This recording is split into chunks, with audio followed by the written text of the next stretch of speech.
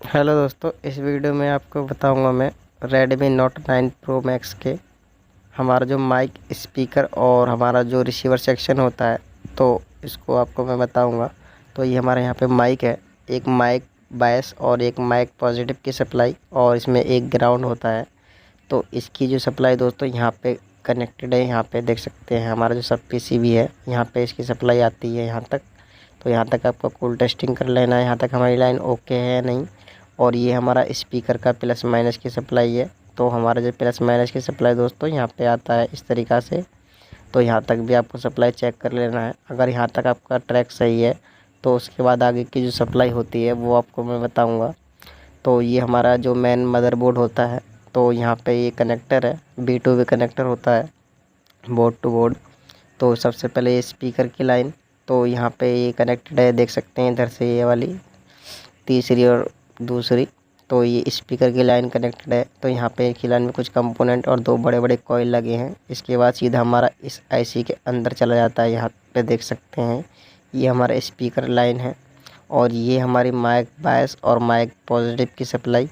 तो यहाँ से ये दो सप्लाई निकल कर वो देख सकते हैं यहाँ पे आती हैं, देख सकते हैं ये यहाँ पे आती हैं। ये वाली हमारी माइक पॉजिटिव और माइक बायस की सप्लाई, और ये दो सप्लाई और है हमारे जो कि मेन मदरबोर्ड पे माइक होता है ऊपर वाला। तो हमारा जो हैंड फ्री पे माइक काम करता है, तो उसकी भी सप्लाई आपको मैं दिखा देता हूँ। तो ये हैंड फ्री की लाइन में दोस्तों यहाँ पे देख सकते हैं ये कंपोनेंट भी हैं, एक रजिस्टर लगे हैं। तो इनको भी आपको चेक करना है, कोई शॉर्ट या लीकेज या कोई मिसिंग ना हो। तो इसको आप वीडियो में देख के लगा सकते हैं दोस्तों। तो इसमें कुछ और लाइन की आती हैं जो कि इसको आईसी को वर्क कराते हैं। तो ये दो जो लाइन है ये वाली, ये हमारे रिसीवर सेक्शन की है, जो कि एयर आउट माइनस और एयर आउट पॉजिटिव के नाम से लिखी हुई है। तो ये लाइन हमारी जो कि रिसीवर सेक्शन की है, जो कि हम सुनने में सब जो होता है रिसीवर। तो इस रिसीवर सेक्शन में यहाँ पे ये कुछ कंपोनेंट हैं इसकी लाइन में, ये आपको चेक करने हैं। और इसके बाद सीधा हमारा जो रिसीवर सेक्शन के पॉइंट होता है वो हमारा वहाँ पे जाती है। ये वाली लाइन देख सकते हैं, ये हमारे रिसीवर सेक्शन के पॉइंट हैं, यहाँ पे हमारा रिसीवर कनेक्ट होता है। तो इस तरीक़ा से हमारे ये सप्लाई ट्रैक जुड़े हुए हैं। और इस आईसी को वर्क कराने के लिए कुछ और सप्लाइयाँ दी होती हैं, जैसे कि एक इनेबल सीपीयू की सप्लाइयाँ ज़्यादातर ये वाली, ये डाटा और क्लॉक। तो ये सप्लाई हमारी सीपीयू से ही आती हैं। तो ये डाटा और क्लॉक की जो सप्लाई हैं, और ये हमारा 1.8 वोल्टेज लाइन, तो इसके लिए हमारे वोल्टेज की भी ज़रूरत पड़ेगी। तो ये हमारा वोल्टेज की लाइन है, देख सकते हैं। तो ये वोल्टेज की लाइन दोस्तों यहाँ पे एक रजिस्टर्ड है, यानी ये वाली जो 2 किलो ओम की रजिस्टर्ड है, यहाँ पे भी आता है।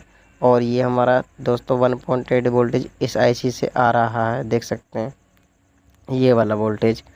तो ये हमारा वोल्टेज यहाँ से सीधे निकल कर, और ये हमारा जो कि बीपीएच पावर वोल्टेज जो कि 4.2 वोल्टेज।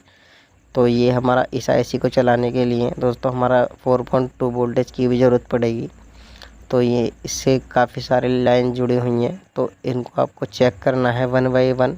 तो सारी ही लाइन महत्वपूर्ण है। तो ये ऑडियो इंट की लाइन जो कि इनेबल सिग्नल होता है, तो ये लाइन भी मिसिंग होगा तो आपका ऑडियो आईसी या माइक वर्क नहीं करेगा। तो ये लाइन भी हमारी बहुत ज़रूरी होती है। और ये जो सारी लाइन लगभग देख सकते हैं हमारा सीपीयू के अंदर आए हुए हैं। तो ये सारी सप्लाई हमारे लिए बहुत ज़रूरी है। आप कोई भी सप्लाई मिसिंग हो तो इस तरीक़ा से आप चेक करें 1 बाय 1। थैंक यू दोस्तों।